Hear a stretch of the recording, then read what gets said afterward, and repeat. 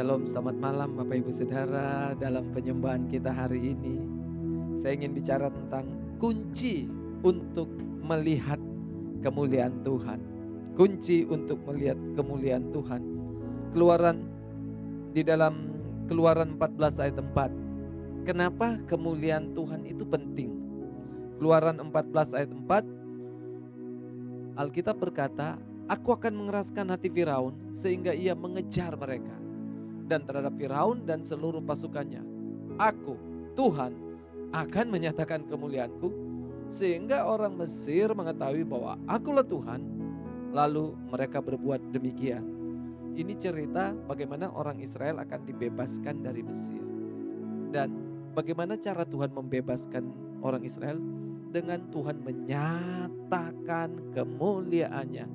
10 itulah yang terjadi. Itu bicara tentang kemuliaan Tuhan yang sedang bekerja kepada orang Israel untuk membebaskan mereka dari Mesir. Dan ternyata setelah mereka keluar dari Mesir, mereka ada di padang gurun. Musa sadar kemuliaan Tuhanlah yang membuat mereka terbebas dari Mesir. Dan Musa tahu tidak sampai di situ saja kemuliaan Tuhan itu harus dinyatakan. Tapi sampai mereka masuk ke tanah perjanjian, kemuliaan Tuhan itu harus menyertai. Makanya di Keluaran 33 ayat yang ke-18, ini permintaan Musa kepada Tuhan. Tetapi jawabnya, "Perlihatkanlah kiranya kemuliaan-Mu kepadaku." Musa tahu, walaupun 10 tulah sudah terjadi, itu bukan perbuatan dia, tapi karena kemuliaan Tuhan dinyatakan. Dan dia tahu, tanpa kemuliaan Tuhan, dia nggak bisa apa-apa. Sehingga dia bilang, "Tuhan, perlihatkanlah kemuliaan." Dan waktu Yesus datang ke bumi ini di perjanjian baru, kita bisa lihat di Yohanes 2 ayat yang pertama. Waktu Yesus melakukan mujizatnya di Kana, Alkitab berkata, pada hari ketiga ada perkawinan di Kana yang di Galilea, dan ibu Yesus ada di situ. Yohanes 2 ayat 11, coba lompat ke ayat yang ke-11. Hal itu dibuat Yesus di Kana yang di Galilea sebagai yang pertama dari tanda-tandanya. Perhatikan. Dan dengan itu ia telah menyatakan kemuliaannya dan murid-muridnya percaya kepadanya. Jadi mujizat pertama yang Yesus lakukan adalah mengubah air jadi anggur di Kana. Waktu mujizat itu terjadi, Alkitab berkata, dan dengan itu ia telah menyatakan kemuliaannya. Jadi kita lihat kemuliaan Tuhan itu sangat penting. Kemuliaan Tuhan itu apa? Menurut cerita yang kita baca di kitab Keluaran dan kitab Yohanes ini, kemuliaan Tuhan itu adalah pernyataan kuasa Tuhan. Tanda-tanda, heran, mujizat-mujizat. Jadi waktu Tuhan nyatakan kemuliaannya, itu bicara tentang Tuhan menyatakan kuasanya. Karena itu Bapak Ibu Saudara, apalagi di tengah kondisi pandemi COVID-19 hari-hari ini, gereja butuh kemuliaan Tuhan. Orang percaya butuh kemuliaan Tuhan. Justru dalam saat-saat seperti inilah kemuliaan Tuhan itu harus dinyatakan. Yesaya 60 kita bisa lihat di situ ayat yang pertama dan ayat yang kedua. Justru gereja harus tampil dan menyatakan kemuliaan Tuhan. Bangkitlah menjadi teranglah, sebab terangmu datang dan kemuliaan Tuhan terbit atasmu. Untuk apa kemuliaan Tuhan terbit atasmu? Lihat ayat yang kedua. Sebab sesungguhnya kemuliaan menutupi bumi, kegelapan menutupi bumi, dan kegelapan menutupi bangsa-bangsa. Tapi terang Tuhan terbit atasmu dan kemuliaan menjadi nyata. Untuk apa? Untuk mengalahkan kegelapan, untuk mengalahkan kekelaman. Sehingga kalau kita bisa lihat di ayat 3, ayat 4, orang-orang datang berbondong-bondong. Kenapa? Karena terang Tuhan, karena kemuliaan Tuhan, orang-orang datang kepada Tuhan. Jadi hari-hari ini Bapak Ibu Saudara, kita butuh kemuliaan Tuhan atas hidup kita, atas keluarga kita, pekerjaan kita, bisnis kita, pelayanan kita, seluruh area hidup kita. Ini gak bisa dijalankan lagi dengan secara normal menurut dunia. Makanya kan kita dengar ada istilah new normal. Kita gak bisa kembali lagi seperti dulu. Kita harus bergerak dalam normal yang baru. Normal yang baru bagi orang percaya adalah supranatural.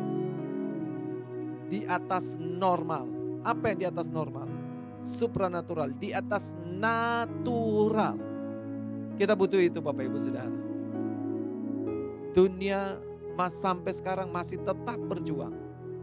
Vaksin masih terus diperjuangkan. COVID-19 masih terus diselidiki. Ini baru satu wabah. Bagaimana kalau muncul sampar yang baru lagi? Dunia akan kewalahan.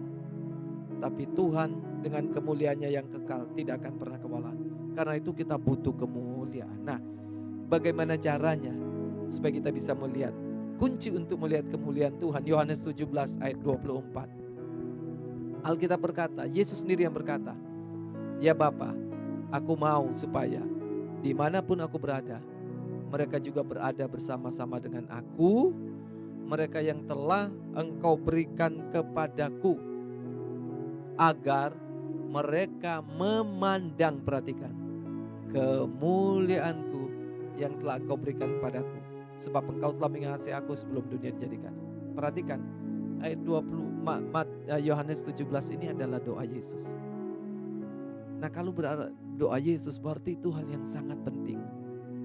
Dan salah satu yang Yesus doakan adalah supaya murid-murid itu bisa melihat kemuliaan Tuhan.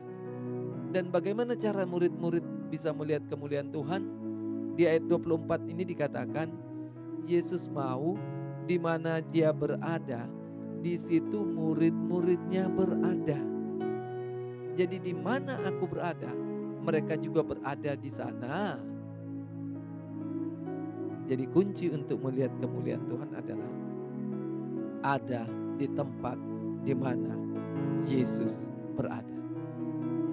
Karena dia adalah kemuliaan itu sendiri.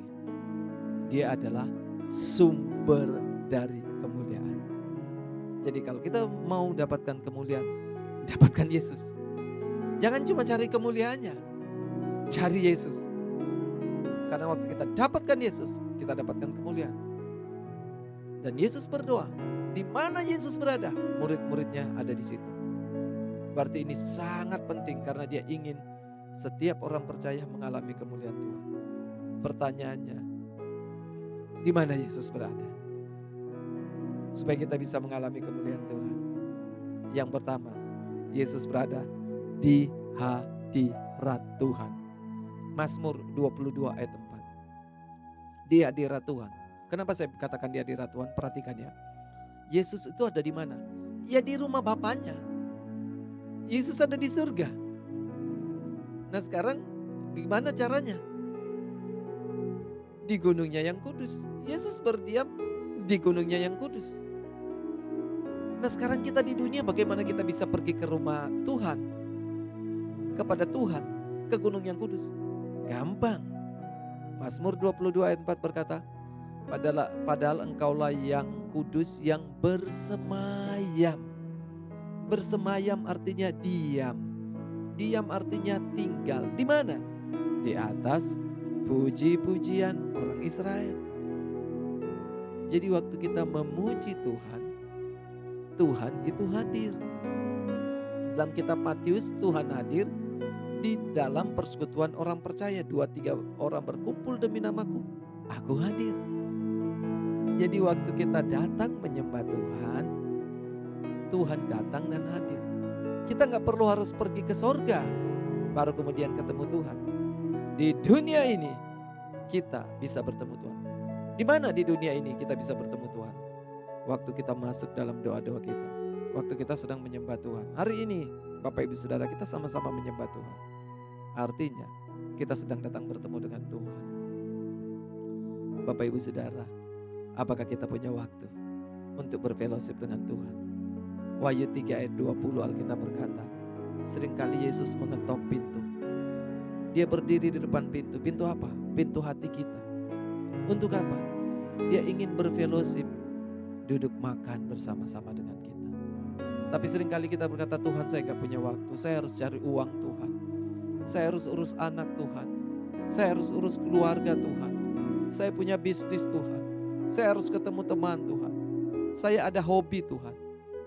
Ada banyak hal yang membuat kita gak punya waktu dengan Tuhan. Sampai Yesus harus malu. Ketok pintu, ketok pintu, ketok pintu. Gak ada yang membukakannya. Bapak Ibu Saudara, hari-hari ini Yesus sedang mengetuk pintu hati kita dan dia berkata, apakah engkau punya waktu untuk duduk makan bersama dengan aku, untuk berfellowship bersama dengan aku? Sesibuk apapun kita Bapak Ibu Saudara, jangan pernah lupa untuk datang memberi waktu kepada Tuhan, datang mencari Tuhan, datang duduk di hadirat Tuhan. Karena tanpa kemuliaan Tuhan, kita akan hancur binasa. Kita akan dilindas oleh iblis. Kita akan dihancurkan oleh pekerjaan kuasa kegelapan. Kita butuh kemuliaan Tuhan menduduki kita. Yang kedua, di mana kemuliaan Tuhan itu berada? Di firman Tuhan. Kenapa firman Tuhan? Lihat Yohanes 1 ayat 1. Alkitab berkata, pada mulanya adalah firman. Firman itu bersama-sama dengan Allah, firman itu adalah Allah. Di ayat 14, firman itu sudah menjadi daging, yaitu Yesus. Jadi firman adalah Tuhan itu sendiri. Nah, di dalam Tuhanlah sumber kemuliaan. Nah, waktu kita membaca firman, merenungkan firman, mendengar firman, kita sedang datang bertemu dengan kemuliaan Tuhan itu sendiri. Saya beritahu, betul firman Tuhan ini hanya huruf mati, tapi kalau dia dihidupkan oleh kuasa Roh Kudus, itu akan menyatakan kemuliaan Tuhan. Itu diperjelas di dalam Mazmur 119 ayat yang ke-18. Mazmur 119 ayat yang ke-18. Firman Tuhan berkata, singkapkanlah mataku supaya aku memandang keajaiban-keajaiban Tauratmu. Taurat itu apa? Firman Tuhan. Waktu mata kita disingkapkan, kita bisa melihat keajaiban-keajaiban, keagungan-keagungan, kemuliaan Tuhan. Disingkapkan itu artinya apa? Diwahyukan. Rema. Ketika firman Tuhan berbicara sebagai rema, kita klaim itu untuk kita. Dan itu akan menjadi nyata. Firman akan menjadi daging. Firman akan menjadi kuasa. Firman itu mengerjakan kuasa. Firman itu mengerjakan mujizat. Firman itu mengerjakan kesembuhan. Berfirmanlah Tuhan, maka semuanya jadi. Nah, kalau Tuhan bicara secara pribadi, itu namanya firman Tuhan yang disingkapkan. Itulah yang disebut dengan rema. Dari logos firman yang tertulis, kemudian dia berbicara khusus pada kita. Makanya Bapak Ibu Saudara, dari mana kita bisa dapat rema? Dari mana firman Tuhan itu bisa disingkapkan? Kalau kita gak pernah punya waktu baca Alkitab, gak pernah waktu untuk merenungkan firman Tuhan, untuk dengar khotbah. Hari-hari ini kita sedang dipermudah. Ada banyak sekali khotbah-khotbah. Bahkan ada Alkitab suara. Kita bisa dengar. Bukan sekedar dengar, bukan sekedar baca, tapi ambil waktu khusus supaya Tuhan berfirman atas keluargamu. Keluargamu hidup, keuanganmu hidup. Di dalam kitab Mazmur berfirmanlah Tuhan, disembuhkannya mereka. Kita perlu dengar firman supaya kita disembuhkan. Lazarus di dalam kubur, Yesus berfirman, dia keluar. Apa yang mati dalam hidup kita? Waktu Tuhan berfirman, maka segalanya jadi hidup. Kita lihat dalam kitab Yeskel 38, tulang-tulang kering yang sudah mati. Tuhan bilang, berfirman, waktu kamu bernubuat, waktu kamu berfirman, maka tulang-tulang kering itu akan menjadi hidup. Mereka akan keluar dari kubur-kubur mereka. Saya tanya, apa yang sudah terkubur dalam Bapak Ibu Saudara? Apa yang sudah menjadi tulang-tulang kering dalam Bapak Ibu Saudara? Perkatakan firman Tuhan. Dengar apa kata Tuhan dengan firman-Nya. Dan ucapkan itu dalam hidupmu. Ucapkan itu dalam bisnismu. Ucapkan itu untuk pasangan hidupmu. Ucapkan itu untuk anak-anakmu. Ucapkan itu untuk masa depanmu. Dan engkau lihat sesuatu terjadi. Yang terakhir, di mana kemuliaan Tuhan itu? Di mana Yesus ada? Di mana Tuhan ada? Karena waktu kita ada bersama dengan Tuhan, maka kemuliaan Tuhan akan nyatakan. Di mana Yesus ada? Di kehendak Tuhan. Apa maksudnya kehendak Tuhan? Maksudnya gini. Setiap kali kita melakukan apa yang Tuhan firmankan untuk kita, itu berarti kemuliaan Tuhan akan dinyatakan. Tapi yang kedua, kehendak Tuhan ini di mana? Apa panggilan Tuhan atas hidup kita? Apa yang Tuhan ingin kita kerjakan? Mungkin tahun lalu Tuhan ingin kita ada di satu tempat. Tahun ini Tuhan ingin kita ada di mana? Mungkin tahun-tahun lalu Tuhan sedang menyuruh engkau melakukan sesuatu. Sekarang Tuhan ingin saudara lakukan apa? Di pusat kehendak Tuhan, di tempat di mana kehendak Tuhan itu ada, dan kita ada di sana, kemuliaan Tuhan ada di sana. Kenapa? Karena Tuhan ada di sana. Tuhan menantikan kita. Bapak Ibu Saudara, apa kehendak Tuhan atas hidup kita yang kita belum lakukan? Apa kehendak Tuhan atas hidup kita yang kita belum kerjakan? Apa panggilan Tuhan atas hidup kita? Ini bukan bicara cuma jadi karyawan, jadi bisnismen, bekerja, berumah tangga. Bukan. Semuanya itu untuk menopang kita berada di pusat kehendak Tuhan.